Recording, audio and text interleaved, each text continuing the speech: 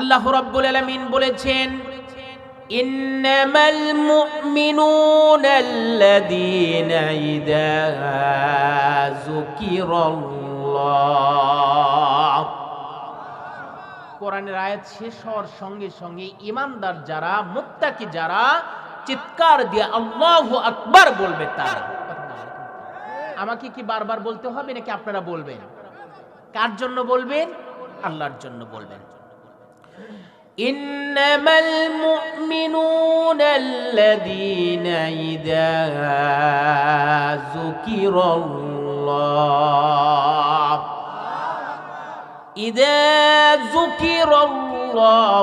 ওয়াজিলাত কুলুবুহুম ওয়া ইযা তুলিয়াত আলাইহিম আয়াতুহু زادتهم إيمانا وعلى ربهم يتوكلون। আল্লাহ রাব্বুল আলামিন বলেন, প্রকৃত ঈমান তো তারাই, প্রকৃত ঈমানদার তারাই। ইন্নামাল মুমিনুন, সচ্চা ঈমানদার তো তারাই। আল্লাহকে স্মরণ করা হলে ঈমানদার যারা, তাদের অন্তরটা, হৃদয়টা প্রকম্পিত হয়ে যায়। আওয়াজ দিয়ে বলুন তো এ কথাটা কার? আল্লাহ রাব্বুল আলামিন বলেন, যারা প্রকৃত ঈমানদার, যারা সাচ্চা ঈমানদার, এই ঈমানদারদের কাছে যখন আল্লাহ রাব্বুল আলামিনের নামকে স্মরণ করা হয়, তখন ঈমানদারদের হৃদয় বড় প্রকম্পিত হয়। আল্লাহ রাব্বুল আলামিন বলেন, আর যখন তাদের সামনে ওয়াইদা তুলিয়াত আলাইহিম আয়াতুহু, আর যখন তাদের সামনে আল্লাহ রাব্বুল আলামিনের অমীয় বাণী, স্বর্গীয় বাণী, যখন কোরআনুল হাকিম থেকে আয়াত যখন তেলাওয়াত করা হয়, زادتهم إيمانا وعلى ربهم يتوكلون। আল্লাহ রাব্বুল আলামিন বলেন, ঈমানদার যারা, কোরআনুল কারীমের আয়াতের তেলাওয়াত যখন শুরু হয়, তাদের ঈমানটা বৃদ্ধি পেতে থাকে। আওয়াজ দিয়ে বলুন তো এ কথাটা কার? আর এই সকল ঈমানদার, এই সকল মুত্তাকি, তারা সকল সময়ের জন্য তাওয়াক্কুল করে, ভরসা করে পৃথিবীর কোনো মানুষের কাছে নয়। ওয়া আলা রাব্বিহিম ইয়াতাওয়াক্কালুন।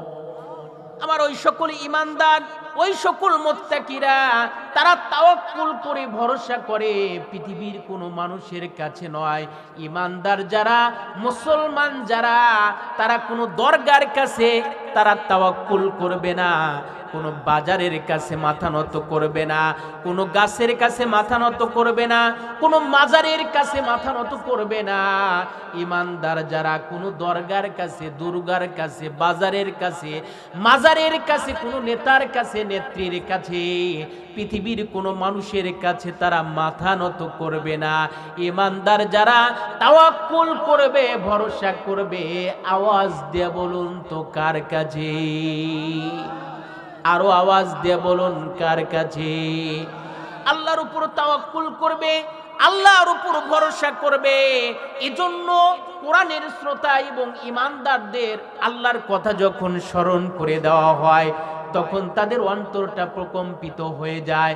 যখন আল্লাহ রব্বুল আলামিনের কোরআনুল কারীমের আয়াত যখন তেলাওয়াত করা হয়, পক্ষান্তরে তাদের ঈমানটা বৃদ্ধি পেতে থাকে, ঈমানটা বেড়ে যেতে থাকে।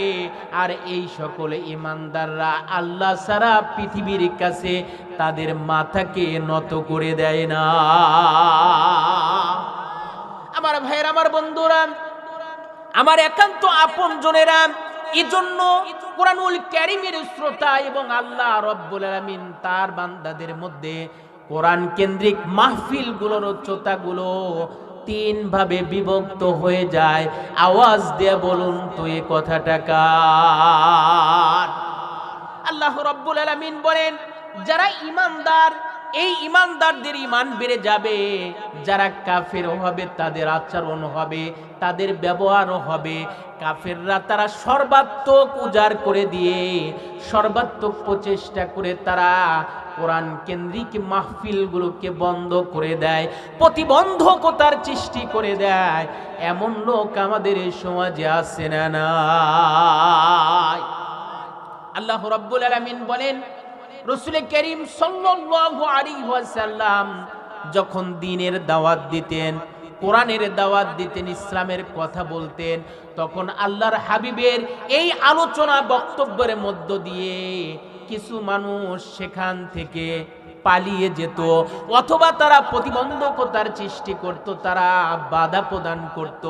এটা হলো এক নাম্বার তাদের পরিচয়, হলো তারা সর্বাত্মক প্রচেষ্টা করত বন্ধ করে দেওয়ার জন্য।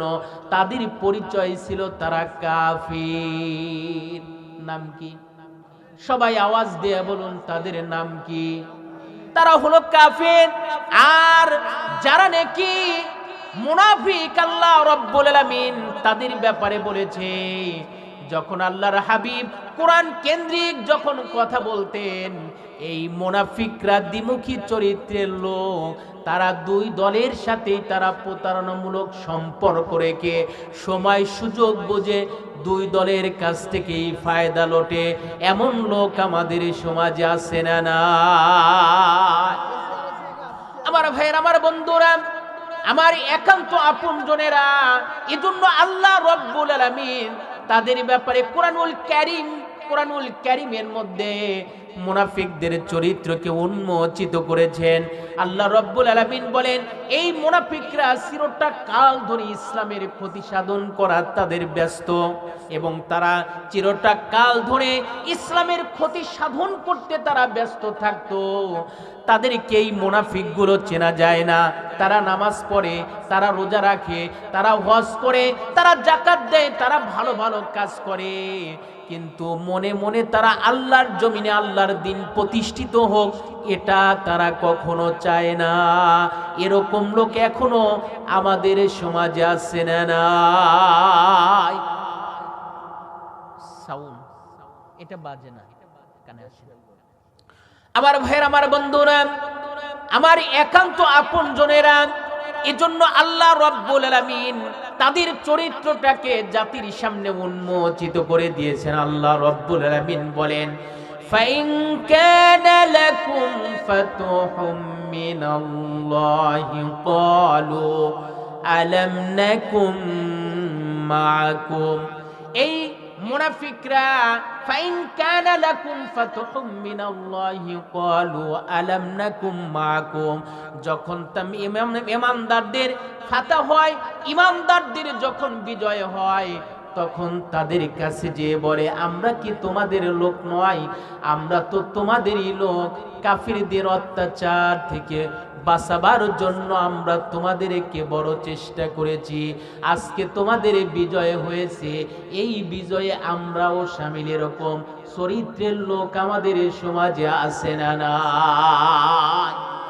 যখন ইমানদারদের ফাতা হয়, ইমানদারদের যখন বিজয় হয়, ইমানদারদের যখন বিপ্লব হয়, তখন ওই মুনাফিকরা সারাটা জীবন ধরে মুনাফিকি করেছে, কিন্তু ওই মুহূর্তে তাদের কাছে যে বলে, আমরা কি তোমাদের লোক না? আমরা তো তোমাদেরই লোক। আল্লাহ রাব্বুল আলামিন তাদের ব্যাপারে বলেছেন। আর যখন কাফিরদের বিজয় হয়, তখন কাফিরদের কাছে যে বলে, وَإِن كَانَ لِلْكَافِرِينَ نَصِيبٌ قَالُوا أَلَمْ نَسْتَحْوِذْ عَلَيْكُمْ। আর যখন কাফিরদের বিজয় হয়, তখন কাফিরদের কাছে যে বলে, আমরা কি তোমাদের লোক নয়? আমরা তো তোমাদেরই লোক। মুসলমানদের অত্যাচার থেকে বাঁচাবার জন্য আমরা তোমাদের জন্য বড় চেষ্টা করেছি। আজকে তোমাদের বিজয় হয়েছে, এই বিজয়ে আমরাও শামিল। এরকম লোক আছে না নাই? আল্লাহ রাব্বুল আলামিন বলেন, এই মুনাফিকরা আল্লাহর হাবিবের মজলিসের মধ্যে বসে থাকতো, কোরআনুল কারীমের কথা শুনতো। যখন আল্লাহর হাবিব যখন বক্তব্য দিতেন, ভাষণ দিতেন, তারা পরস্পরে একে অপরের দিকে তাকাতাকি করে আস্তে করে উঠে যেত, না জানি আমাদের কথা চলে আসে কিনা। আল্লাহ রাব্বুল আলামিন তাদের ব্যাপারে বলেছেন, وَإِذَا مَا أُنْزِلَتْ سُورَةٌ نَذَرَ بَعْضُهُمْ إِلَى بَعْضٍ هَلْ يَرَاكُمْ مِنْ أَحَدٍ ثُمَّ انصَرَفُوا صَرَفَ اللَّهُ قُلُوبَهُمْ بِأَنَّهُمْ قَوْمٌ لَا يَفْقَهُونَ। যখন আল্লাহর হাবিবের উপর কোরআন নাজিল হতো, ওয়াইদা মা উনসিলাত সূরাতুন নাযারা বা'দুহুম ইলা বা'দ, যখন আল্লাহর হাবিবের উপর সূরাগুলো নাজিল হতো, আল্লাহর হাবিব যখন এটাকে ব্যাখ্যা করে বিশ্লেষণ করে যখন শোনাতেন, তখন এই মুনাফিকরা পরস্পর একে অপরে কানা ঘেঁষা করে তারা আস্তে করে উঠে যেত এবং তারা মনে মনে ভাবতো, না জানি আমাদের ব্যাপারে কোনো কথা এসে যায় কিনা, না জানি আমাদের কোনো চরিত্র উন্মোচিত হয়ে যায় কিনা। এজন্য তারা ওই ময়দান থেকে, মাহফিলগুলো থেকে আস্তে করে তারা উঠে যেত। এরকম লোক আমাদের সমাজে আছে না না? আল্লাহর হাবিব যখন জিহাদের কথা বলতেন, যুদ্ধের কথা বলতেন, তখন তারা কি করত? তারা বিভিন্ন অজুহাত দিয়ে জিহাদের যাওয়া থেকে তারা বিরত থাকতো। আল্লাহ রাব্বুল আলামিন বলেন, লাউ কানা আরাদান করিবান ওয়া সাফারান কাসিদান লাত্তাবাউ ওয়ালাকিন বাউদাত আলাইহিমুশ শুক্কা। হাবিব, সফরটা যদি সহজ হতো আর ফায়দাটা যদি সহজলভ্য হতো, যুদ্ধে অংশগ্রহণ করলেই গনিমতের মাল পাওয়া যাবে, এই চিন্তা, এই ধ্যান ধারণা যদি সুনিশ্চিত তাদের কাছে থাকতো, তাহলে লাত্তাবাউ, অবশ্যই তারা আপনার অনুসরণ অনুকরণ করত। কিন্তু তারা মুনাফিকি করে বিভিন্ন অজুহাত পেশ করে তারা এই জিহাদে যাওয়া থেকে তারা বিরত থেকেছে। ইসলামের যখন ডাক আসে, কোরআনের জন্য যখন ডাকা হয়, তখন বিভিন্ন ধরনের উজরাত, বিভিন্ন ধরনের কথা বলে, আমার এই সমস্যা, ওই সমস্যা, এর জন্য তারা যায় না। ঠিক কিনা বলেন? আল্লাহ রাব্বুল আলামিন বলেন, এই মুনাফিকরা চিরটা কাল ধরে ইসলামের ক্ষতি সাধন করে এসেছে। এজন্য আল্লাহ রাব্বুল আলামিন বলেন, ইন্নাল মুনাফিকিনা ফিদ দারকিল আসফালিম মিনান নার। আল্লাহ রাব্বুল আলামিন বলেন, এই মুনাফিকরা জাহান্নামের একেবারে নিকৃষ্ট জায়গায়, একেবারেই নিম্ন স্তরে থাকবে। মুনাফিকের চাইতে কাফেরদের জায়গা কিছুটা হলেও ভালো হবে, কিন্তু মুনাফিকরা জাহান্নামের সবচাইতে নিকৃষ্ট জায়গায় থাকবে। আওয়াজ দিয়ে বলুন তো এই কথাটা কার? এই মুনাফিকরা দাড়িওয়ালা, টুপিওয়ালা, নামাজিওয়ালা এবং হাজিওয়ালা সব ভালো ভালো কাজ করবে, কিন্তু ইসলামের ক্ষতি সাধন করা নিয়ে তারা বড় ব্যস্ত সময় কাটবে। আল্লাহ রাব্বুল আলামিন মুনাফিকদের সর্দার আব্দুল্লাহ ইবনে উবাই ইবনে সুলুল, তিনি আল্লাহর হাবিবের সাথে নামাজ পড়েছেন, আল্লাহর হাবিবের সাথে হজ করেছেন, আল্লাহর হাবিবের সাথে যুদ্ধে অংশগ্রহণ করেছেন, এমনকি তার জীবনে সে একটা মসজিদ পর্যন্ত নির্মাণ করেছে। এত ভালো কাজ করার পরেও সে মনে মনে চাইতো না আল্লাহর জমিনে আল্লাহর দিন প্রতিষ্ঠিত হোক, এটা সে চাইতো না। এই জন্য এই আব্দুল্লাহ ইবনে উবাই ইবনে সুলুল যখন দুনিয়া থেকে বিদায় নিয়ে চলে গেলেন, আল্লাহ রাব্বুল আলামিন যখন সে দুনিয়া থেকে বিদায় নিয়ে চলে গেলেন, জি আলহামদুলিল্লাহ, আলহামদুলিল্লাহ, প্রধান অতিথি আব্দুল আজিজ সাহেব, লিল্লাহি তাকবীর। আমাদের আলহামদুলিল্লাহ, আলহামদুলিল্লাহ, আল্লাহ তাআলা ওনাকে উত্তম বিনিময় দান করুন। সুবহানাল্লাহ বলুন, আরো জোরে বলুন সুবহানাল্লাহ। আমার ভাইয়ের, আমার বন্ধুরা, আব্দুল্লাহ ইবনে উবাই ইবনে সুলুল যখন দুনিয়া থেকে বিদায় নিয়ে চলে গেলেন, তার ছেলে আব্দুল্লাহ আল্লাহর হাবিব জনাবে মুহাম্মাদুর রাসূলুল্লাহ, সকলেই পড়ুন সাল্লাল্লাহু আলাইহি ওয়াসাল্লাম আল্লাহর হাবিবের কাছে দৌড়ে চলে গেলেন। হে আল্লাহর নবী, আমার বাবা বিদায় নিয়ে চলে গিয়েছে, আমার বাবার জানাজা আপনাকে পড়াতে হবে। আল্লাহর নবী বললেন, ঠিক আছে, আমি রাজি আছি। আল্লাহর হাবিবকে বললেন, শুধু তাই নয়, আপনার পরিধেয় পোশাক, আপনি যেই জুব্বা পরিধান করেন, এই জুব্বাটা আমার বাবার জন্য কাফনের কাপড় হিসাবে দিতে হবে। আল্লাহর হাবিব রাজি হয়ে গেলেন। এরপরে আব্দুল্লাহ বললেন, শুধু তাই নয়, আমার আব্বা জান, তার যেই কবরের মধ্যে তাকে মাখফুন করে রাখা হবে, ওই কবরের মধ্যে আপনি আপনার শরীর মোবারক দিয়ে একটু গড়াগড়ি দিবেন। আল্লাহর হাবিব প্রত্যেকটা প্রস্তাবগুলো দ্বিধাহীন চিত্রে গ্রহণ করলেন। আল্লাহর হাবিব নিজে জানাজা পড়ালেন, নিজের পোশাক, নিজের জুব্বা আব্দুল্লাহ ইবনে উবাইয়ের জন্য দিলেন। আল্লাহর হাবিব আব্দুল্লাহ ইবনে উবাই ইবনে সুলুলকে নিজ হাতে কবরের মধ্যে মাকফুন করে দিয়ে আল্লাহর হাবিব হাত উঁচু করে দোয়া করলেন। আল্লাহর কাছে দোয়া করছেন রব্বুল আলামিন সঙ্গে সঙ্গে জিবরিল আলাইহিস সালামকে পাঠিয়ে দিলেন। জিবরিল, যাও, চলে যাও, এখনই আমার হাবিবের উপর কোরআনুল কারীমের সূরা তওবার আয়াতটাকে নাজিল করে দাও। সকলে বলুন সুবহানাল্লাহ।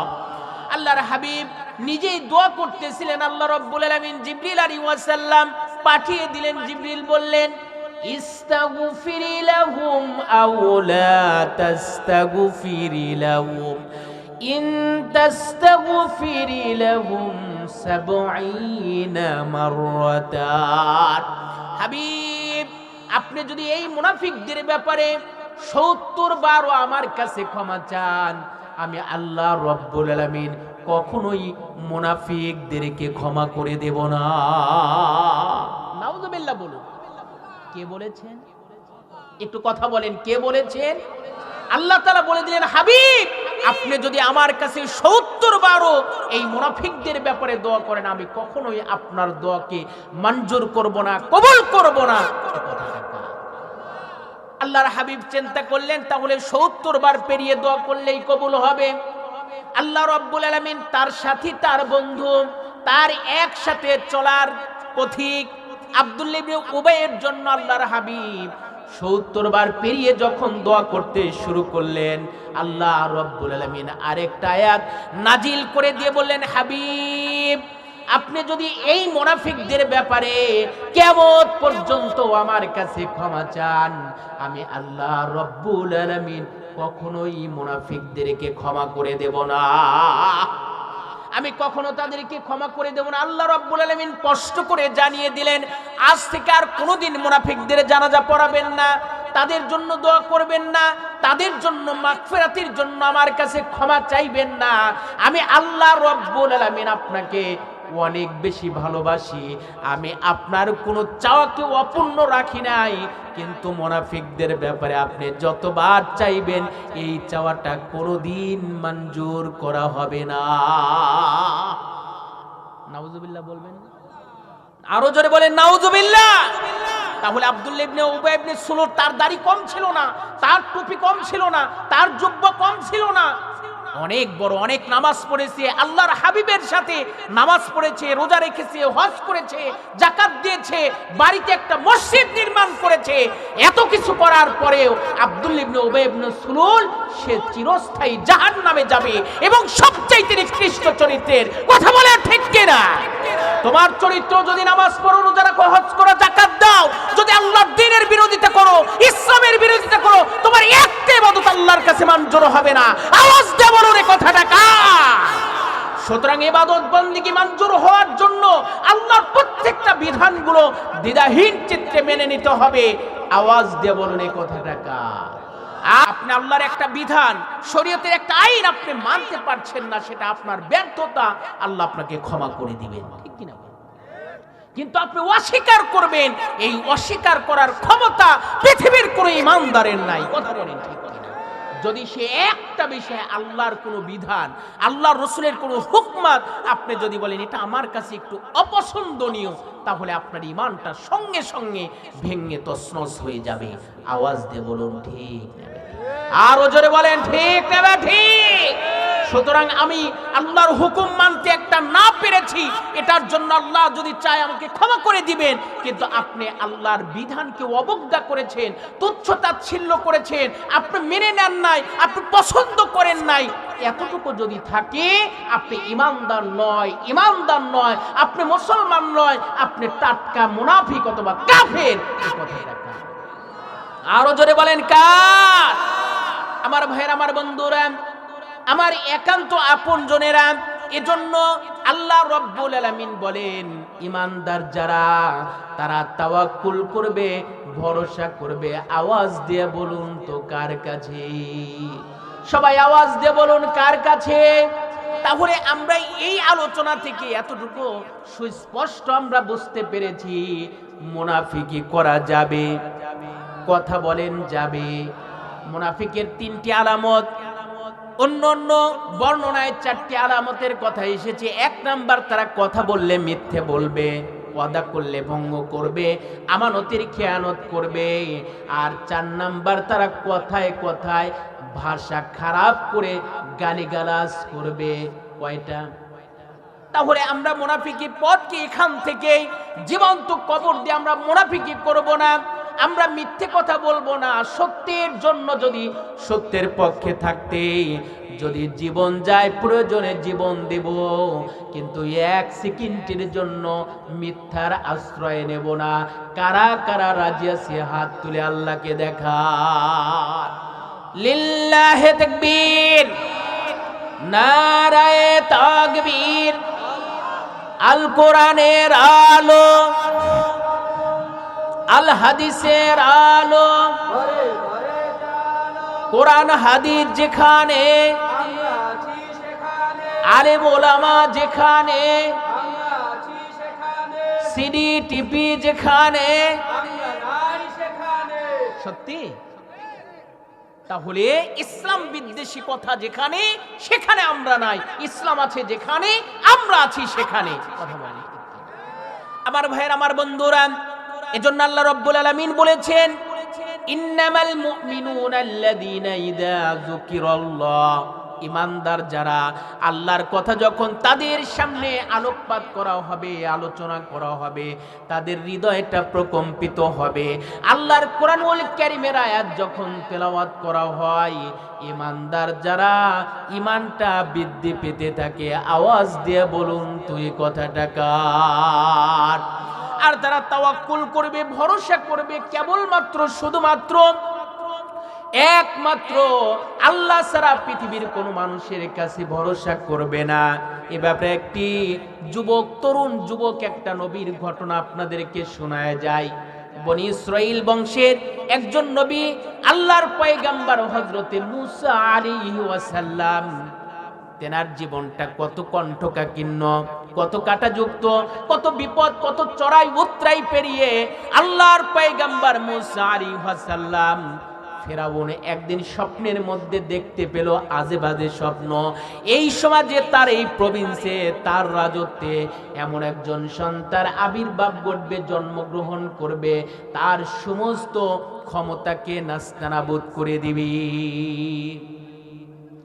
স্বপ্ন দেখার পরে জ্যোতিষীদেরকে সকালবেলা ডেকে ডেকে তাদের ঘটনা বর্ণনা করলেন জ্যোতিষীবিদগণ। তারা বললেন এই সমাজে, এই রাষ্ট্রে এমন একজন সন্তান জন্মগ্রহণ করবে যে আপনাকে অসম্মানী করবে, বেইজ্জত করে দিবে, আপনার প্রভুত্ব মানবে না। তখন এই ফেরাউন তড়িঘড়ি করে আইন পাশ করে বলে দিল, 1 বছরের মধ্যে যতগুলো পুত্র সন্তান হবে, এই পুত্র সন্তানগুলোকে তোমরা জীবন্ত, তোমরা তাদেরকে হত্যা করে ফেলবে। ফেরাউন কর্মসূচি 1 বছর অব্যাহত রাখলো। যত পুত্র সন্তান হয়েছে হত্যা করেছে। উদ্দেশ্য, লক্ষ্য হলো কোনো ক্রমেই মূসাকে দুনিয়াতে আসতে দিবে না। এটা হলো ফেরাউনের পরিকল্পনা। আর মূসা আলাইহিস সালামের, তার প্রভু, তার রব চান মূসা আলাইহিস সালামকে তার গৃহে লালন পালন করে তাকে অপমানিত, অপদস্থ করবে। বলুন তো কার পরিকল্পনা বাস্তবায়ন হবে? ফেরাউন চাইলো মুসাকে আসতে দিবে না। আল্লাহ তাআলা চান মুসাকে নিয়ে আসবেন। পরিকল্পনা কারটা বাস্তবায়ন? ফিরাউন পরিকল্পনা করল। আল্লাহ রাব্বুল আলামিন বলেন ওয়া মাকারু ওয়া মাকারাল্লাহ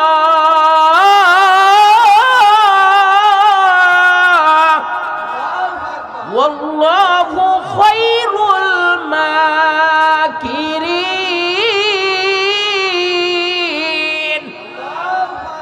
আল্লাহ রাব্বুল আলামিন বলেন কাফিররাও পরিকল্পনা করে, স্বৈরাচারীরাও পরিকল্পনা করে, মানুষও পরিকল্পনা করে, পক্ষান্তরে তাদের বিকল্প আমি আল্লাহ রব্বুল আলামিনও চিন্তা করি, পরিকল্পনা করি।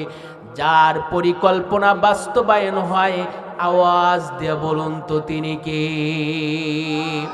ফিরাউন চাইলো মুসাকে রাখবে না, ফিরাউন চাইলে মুসাকে দুনিয়া থেকে শেষ করে দিবে, দুনিয়ায় আসতে দিবে না। আল্লাহ রব্বুল আলামিন চান মুসাকে দুনিয়াতে নিয়ে আসবে। আল্লাহর পরিকল্পনা বাস্তবায়ন হলো।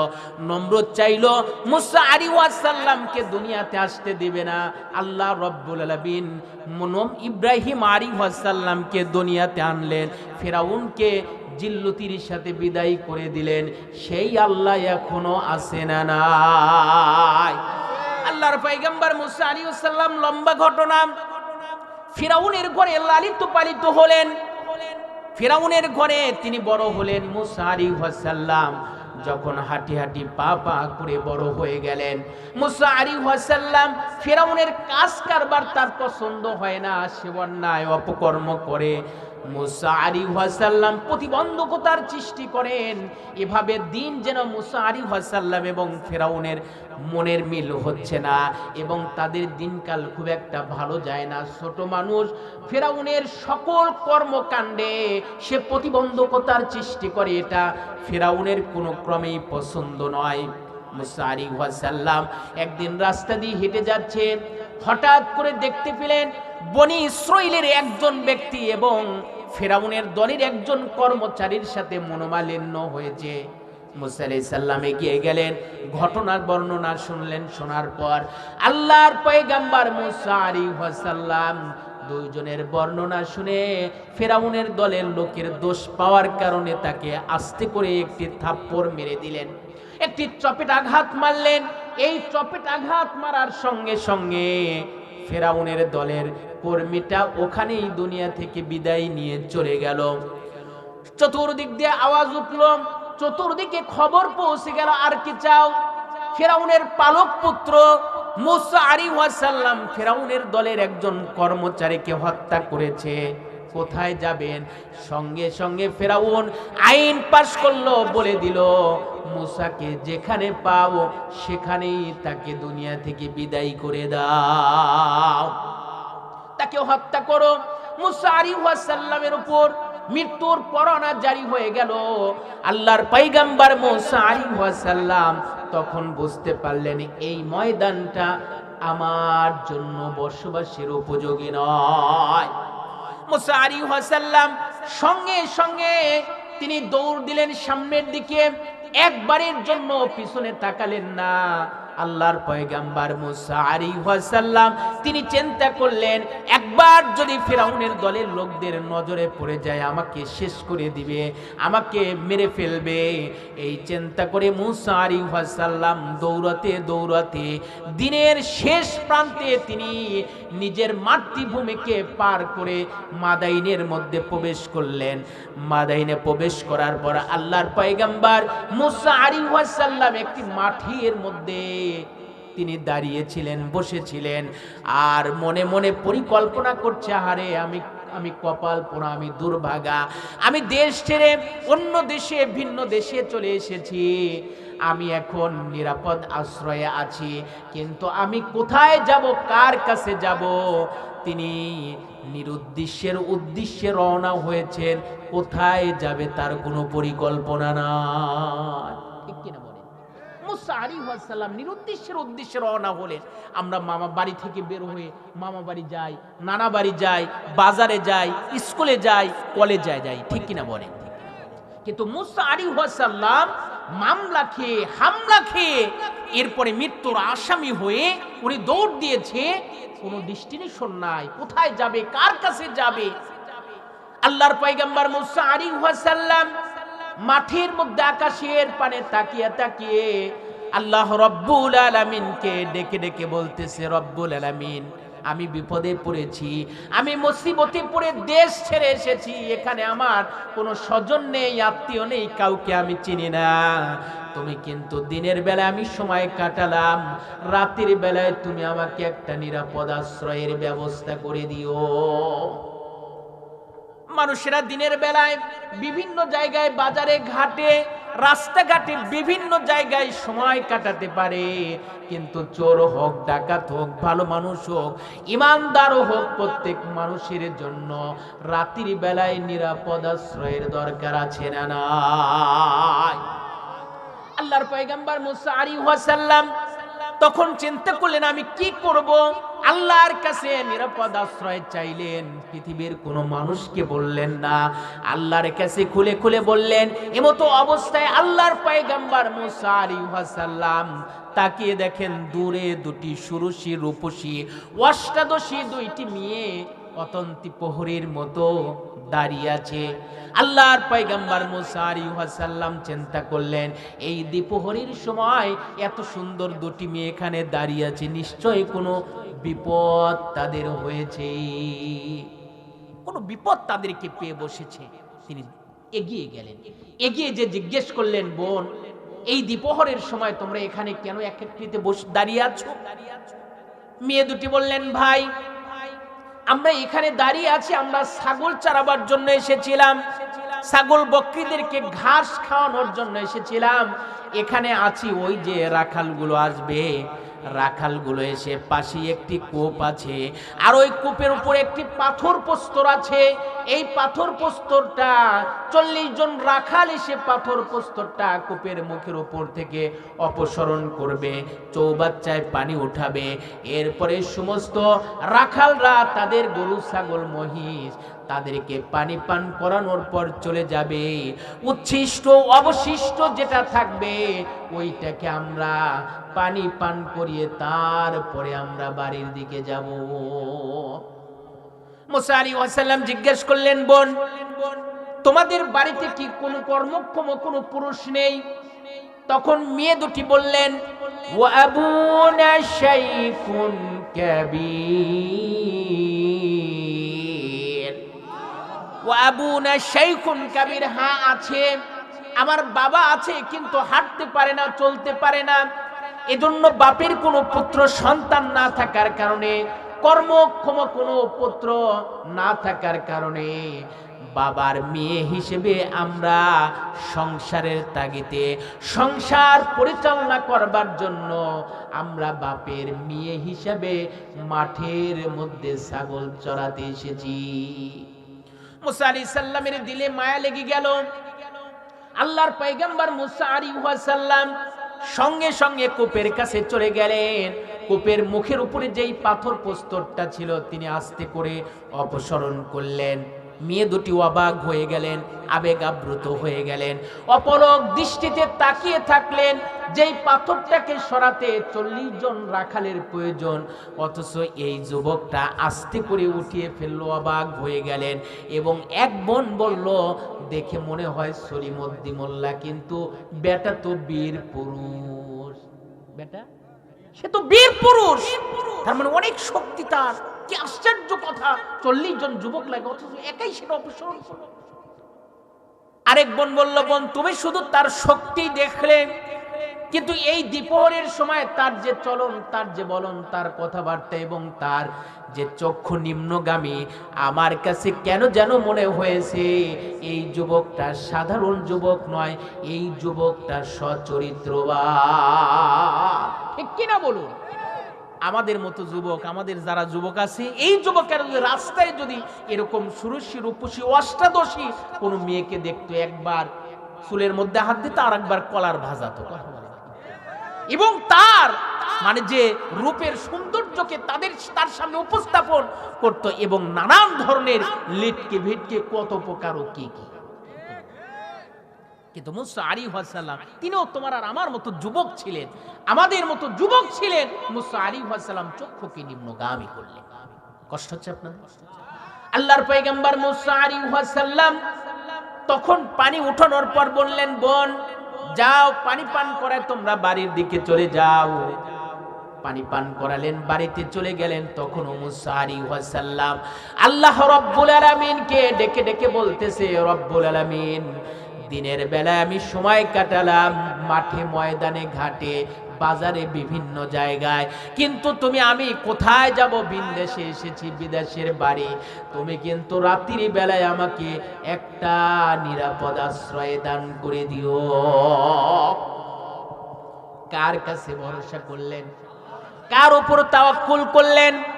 বিপদে পড়ে কার কাছে চাইলেন? এজন্য ইমানদার যারা, মুমিন যারা, মুসলমানের যদি রাস্তাঘাটে যদি জুতার ফিতাটাও ছিঁড়ে যায়, এই মুসলমান কখনো কারোর কাছে নয়, আল্লাহ রব্বুল আলামিনকে ডেকে ডেকে বলবে, রব্বুল আলামিন, আমার কিন্তু জুতার ফিতে ছিঁড়ে গিয়েছে, তুমি কিন্তু আমার ব্যবস্থা করে দিও। আল্লাহু আকবার। ইমানদারের জুতার ফিতাটাও যদি ছিঁড়ে যায় আল্লাহর কাছে চাইবে। এজন্য বিপদে পড়েছেন, মুসিবতে পড়েছেন, মামলায় পড়েছেন, মোকদ্দমায় পড়েছেন, অভাবের মধ্যে পড়েছেন, আল্লাহ রব্বুল আলামিনের কাছে সিজদায় মস্তককে অবনত করে দিয়ে আল্লাহর কাছে চাইবেন। আল্লাহ রব্বুল আলামিন আপনার বিপদ যিনি মুক্ত করে দিবেন। আওয়াজ দিয়ে বলুন তো তিনি কে? আমরা তা না করে আমরা আগে মানুষের কাছে যাই, মানুষের কাছে ধন্না ধরি, এরপরে যখন কোনো ক্রমেই হয় না, তারপরে আল্লাহর উপর তাওয়াক্কুল করে। বলুন তো, সবার প্রথমে আমাদেরকে তাওয়াক্কুল করতে হবে, ভরসা করতে হবে। আওয়াজ দিয়ে বলুন তো কার কাছে? আমাদের প্রভু এক, এক নবীর উম্মত, জীবন বিধান এক, ওই শিবানী কোরআন। ঠিক কিনা বলুন? আমাদের প্রভু এক, এক নবীর উম্মত, জীবন বিধান এক, ওই শিবানী কোরআন। তবে কেন এখনো হে মুসলমান এক হও, এক হও করিয়া আহ্বান? ঠিক কিনা বলেন? তবে কেন এখনো হে মুসলমান এক হও, এক হও করিয়া আহ্বান? বাইতুল্লাহ এক, মদিনা শরীফ এক, উহুদ পাহাড় এক, বদরের মাঠ এক, একটা তো জীবন আর মরণ তো একবার, মিলে মিশে একসাথে একটাই প্রাণ। তবে কেন এখনো হে মুসলমান এক হও, এক হও করিয়া আহ্বান? আল্লাহু আকবার। এজন্য ইমানদার মুসলমানের এক হওয়ার দরকার আছে না নাই?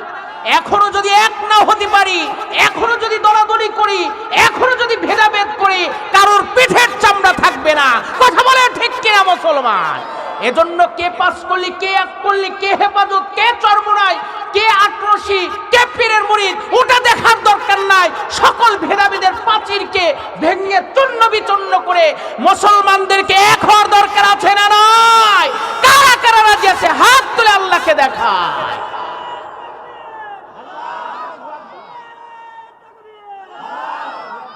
আমার ভাইয়ের, আমার বন্ধুরা, এজন্য আমরা এতদিন যত দলাদলি ভেদাভেদ করেছি, আকীদার প্রশ্ন করেছি, এখন আকীদা আমাদের কোরআন এক, আমাদের আল্লাহ এক, আমাদের বাইতুল্লাহ এক, আমাদের রাসূল এক, আমাদের প্রভু এক। এইগুলোকে কেন্দ্র করে আমাদেরকে এক হয়ে এই সমাজটাকে কল্যাণমূলক সমাজ এবং রাষ্ট্রে পরিণত করার দরকার মুসলমানদের আছে না? না। আর যদি এখনো ভেদাভেদ করো, এখনো যদি পাস করলি আর এক করলি, কে চরমনাই, কে হেফাজত, কে জামাতে ইসলাম, কে বিএনপি, কে কি, এইটা যদি দেখো তাহলে আগামীতে পিঠের চামড়া কারোর থাকবে না। কথা বলে ঠিক কিনা? সুতরাং আবু সাইদ মুগ্ধ এবং ওসমান হাদি ভাইয়ের জীবনের বিনিময়ে নতুন একটি দিগন্ত আমার মন কেন যেন বলছে, আমার হৃদয় কেন যেন বলছে, যেই জমিনে রক্ত ঝরেছে, যেই জমিনে শাহাদাতের নজরানা পেশ করেছে, এই জমিনের পূর্ব দিগন্তে নতুন একটি সূর্যের উদয় হবে 26 সালে। সেই সূর্যের নাম কোরআন, সেই সূর্যের নাম ইসলাম, সেই সূর্যের নাম আল্লাহর দ্বীন। কথা বলেন ঠিক কিনা? এটা ঠেকাবার ক্ষমতা কারণ নাই যদি আমরা এক হতে পারি। কথা বলেন ঠিক কিনা? আরো জোরে বলেন ঠিক কিনা? এজন্য কোরআনের পাখি আল্লামা সাইদি বলেছিলেন যে এই তোমাদের নাকের ডগার উপর দিয়ে কালেমার পতাকা পট পট করে জ্বলবে, এটাকে নিভানোর ক্ষমতা পৃথিবীর কোন নাস্তিক মোরতাদ বেঈমানের নাই। কথা বলেন ঠিক কিনা? এজন্য আমাদের এক হওয়ার দরকার আছে কিনা? সবাই বলেন আছে কিনা? আমার ভাইয়ের, আমার বন্ধুরা, মুসা আলাইহিস সালাম তখনও ডেকে ডেকে বলতেছিলেন রব্বুল আলামিন। মুসা আলাইহিস সালাম তখনও আল্লাহ রব্বুল আলামিনকে ডেকে ডেকে বলতেছিলেন রব্বুল আলামিন, রাতের বেলায় তুমি আমাকে একটা নিরাপদ আশ্রয়ের ব্যবস্থা করে দিও। এই যে আমাদের গোয়েন্দা বিভাগ আছে না বাংলাদেশ, এই গোয়েন্দা বিভাগের লোক তারা কিন্তু আসামিকে, যাদের ব্যাপারে ওয়ারেন্ট আছে, তার যাদের ব্যাপারে মামলা আছে, এই ওয়ারেন্টের আসামি কিন্তু তারা দিনের বেলায় তালাশ করে না।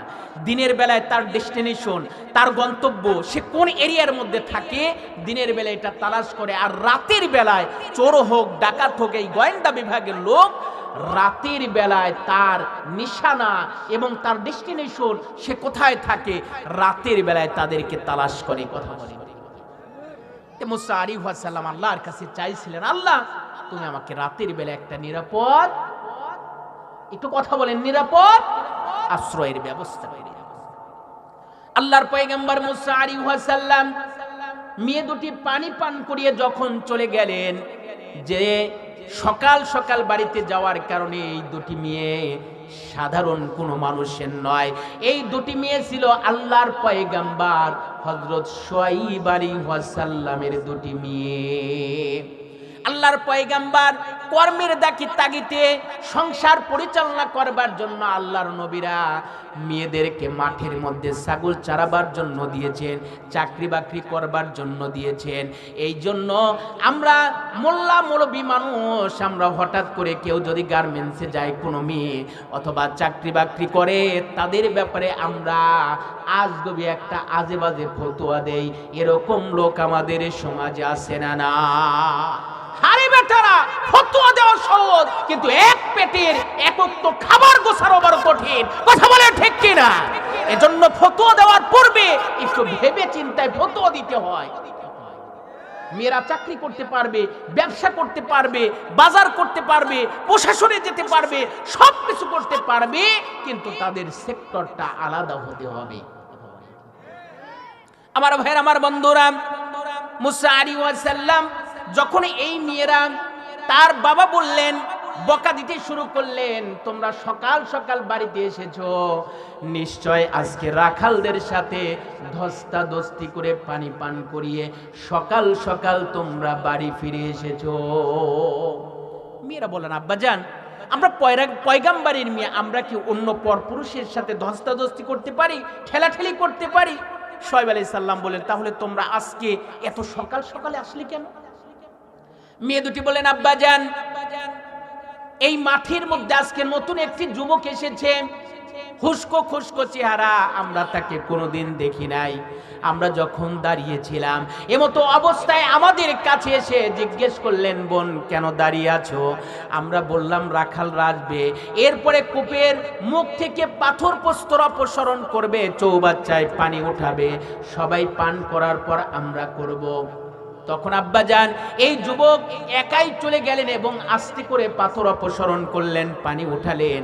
আর আব্বাজান আমরা দেখতে পেলাম এই যুবকটা, একটা মেয়ে বললেন, আব্বাজান আমরা এই যুবককে দেখতে পেরেছি, এই যুবকটা সৎ চরিত্রবান।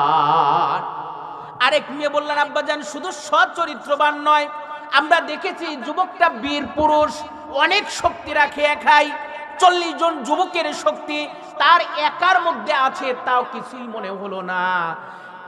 আল্লাহর পয়গম্বর শুআয়ব আলাইহিস সালাম বুঝতে পারলেন এই যুবকটা সাধারণ কোনো যুবক নয়। মেয়েদের মৌখিক বর্ণনা শুনে শুআয়ব আলাইহিস সালাম মেয়েদেরকে পাঠিয়ে দিলেন, যাও চলে যাও, ওই যুবককে তোমরা নিমন্ত্রণ করো, দাওয়াত করো, আমি তাকে উত্তম মাধ্যম কিছু হাদিয়া প্রদান করব। আল্লাহু আকবার। শুআয়ব আলাইহিস সালাম তখন মুসা আলাইহিস সালামকে ডেকে ডেকে বলতেছে, রব্বুল আলামিন তুমি কিন্তু আমার জন্য একটা নিরাপদ আশ্রয়ের ব্যবস্থা করো। কাকে বলছে? একটু কথা বলেন, কাকে বলছে? মুসা আলাইহিস সালাম আল্লাহকে ডেকে ডেকে বলতেছে। আল্লাহ রাব্বুল আলামিন যেন ডেকে ডেকে বলতেছে, মুসা রে তুমি আমার উপর তাওয়াক্কুল করেছো, ভরসা করেছো, আমি তোমাকে সাধারণ কোনো আশ্রয় প্রশ্রয় দিতে চাই না, আমি আল্লাহ রাব্বুল আলামিন তোমাকে জামাই আদরের ব্যবস্থা করে দেব। সুবহানাল্লাহ বলুন। কি আদরের ব্যবস্থা? আপনাদের এলাকায় কি জামাইয়ের আদর আছে নাকি?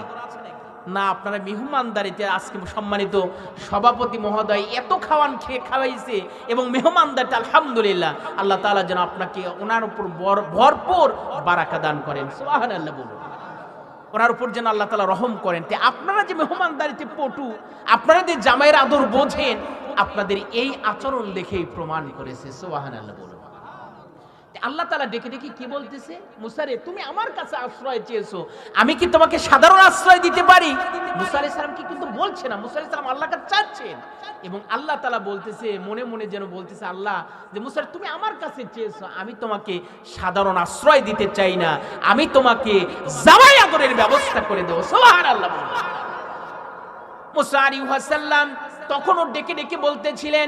মেয়ে দুটি চলে এলো, সালাম বিনিময় করলেন আর বললেন, ভাই আমার আব্বাজান আপনাকে যেতে বলেছে, আপনি আজকে আমাদের জন্য যে উপকার করেছেন এজন্য আমার আব্বাজান আপনাকে কিছু হাদিয়া তোফা দান করবে। মুসা আলাইহিস সালাম যেন স্বস্তির নিঃশ্বাস ফেললেন এবং স্বস্তির নিঃশ্বাস ফেলে তিনি মনে মনে ভাবলেন, যা যেহেতু কিছু দিতে চেয়েছে, হাদিয়া তোফা দিতে চেয়েছে, আমি বাড়ি যেয়ে বলবো আমি কোনো হাদিয়া তোফা চাই না, আমি আপনার কাছে এতটুকু চাই, আমাকে একটু রাতটাকে কাটাবার জন্য একটু ব্যবস্থা করে দেন। মুসা আলাইহিস সালাম তখন বলল, ঠিক আছে বোন, চলো তোমাদের বাসায় যাই। মুসা আলাইহিস সালাম তারা সামনে থেকে পথ দিক নির্দেশনা করছে, তারা সামনে দিয়ে হেঁটে চলছে দুই বোন, আর মুসা আলাইহিস সালাম তাদের পদঙ্ক অনুসরণ করে তিনিও পিছনে পিছনে ছুটছেন। কিছু দূর যাওয়ার পরে আল্লাহর পয়গম্বর মুসা আলাইহিস সালাম তিনি দেখতে পেলেন এই দুটি মেয়ের পায়ের গোড়ালি থেকে সালোয়ারটা একটু উপরের দিকে চলে যায়। মুসা আলাইহিস সালামের দৃষ্টি ওই জায়গায় পতিত হলো। আল্লাহর পয়গম্বর মুসা আলাইহিস সালাম তখনও নবী হন নাই, নবুয়ত দেন নাই, রিসালাত পায় নাই। আল্লাহর নবী তখন যুবক মানুষ, তিনি চিন্তা করলেন এটা আমার জন্য আদৌ শোভনীয় নয়। আল্লাহু আকবার। মেয়েরা সামনে থাকবে, আমি পিছনে থাকবো, তাদের পায়ের গিরালি থেকে সালোয়ারটা উঠে যাচ্ছে। মুসা আলাইহিস সালামের দৃষ্টি কাড়লেন, তিনি চিন্তা করলেন এটা শোভনীয় নয়। মুসা আলাইহিস সালাম বললেন, বোন থেমে যাও। দাঁড়িয়ে গেল।